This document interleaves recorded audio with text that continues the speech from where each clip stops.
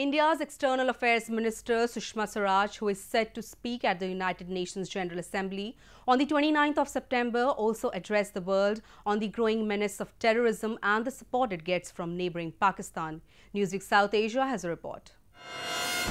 The build-up to India's External Affairs Minister Sushma Swaraj's speech at the 73rd session of the United Nations General Assembly has started.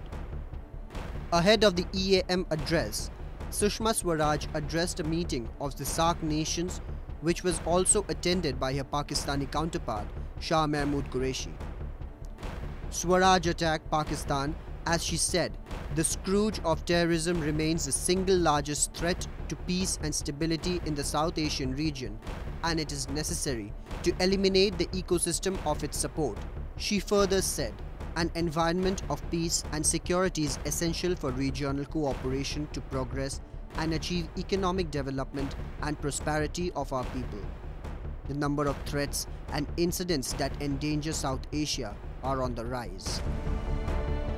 Our world is still beset with conflicts, terror and hateful ideologies that are transcending borders and impacting our lives. No one should be allowed to support terror or its perpetration. EAM Swaraj is busy meeting world leaders at the Peace Summit, where she is promoting the idea of conflicts, terror and hateful ideologies that are transcending borders. India has been at the forefront of the United Nations to call for an end to terrorism and especially to prevent member nations from supporting terror and terrorist organizations as a tool of foreign policy. Terror is a perennial threat. Terror will be addressed in strong terms in multiple fora. This is a goal that we have been pursuing since 1996, when India introduced a draft of the CCIT, which is the Global Convention to Combat Terror. Since then, the resonance has only increased. Yet, there are some who do not want to, for their own reasons, support such initiatives. India's ambassador and permanent representative to the United Nations, Syed Akbaruddin, has pitched the idea of identifying terror as a perennial threat and that shall be addressed in strong terms in multiple forums.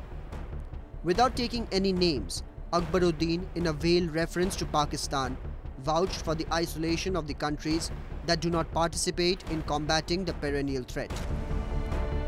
Increasingly, such countries are being isolated globally. Our hope is that this process of isolation of such countries will continue to be strengthened. Joined by the US, Britain and France in recent years, India has been trying to persuade a committee appointed by the United Nations Security Council to designate Masood Azhar, the head of Pakistan-based Jaish Mohammad, as a global terrorist to prevent him travelling abroad and to force member nations to freeze his assets and deny him access to weapons. Batting for Pakistan, where elements support and fund the Jaish Mohammad, China has repeatedly blocked these efforts. Akbaruddin explained that some countries that did not want to engage in initiatives of combating terrorism because of their own personal reasons would soon be isolated globally. He further said that India will articulate its views at the United Nations General Assembly with broad support from everyone. Diplomacy is all about articulating your view in a very coherent manner. We are confident we will articulate our view very coherently with broad support from everyone. It is not about making noises. Noises cannot be a substitute for diplomatic action. Our focus is on diplomatic action.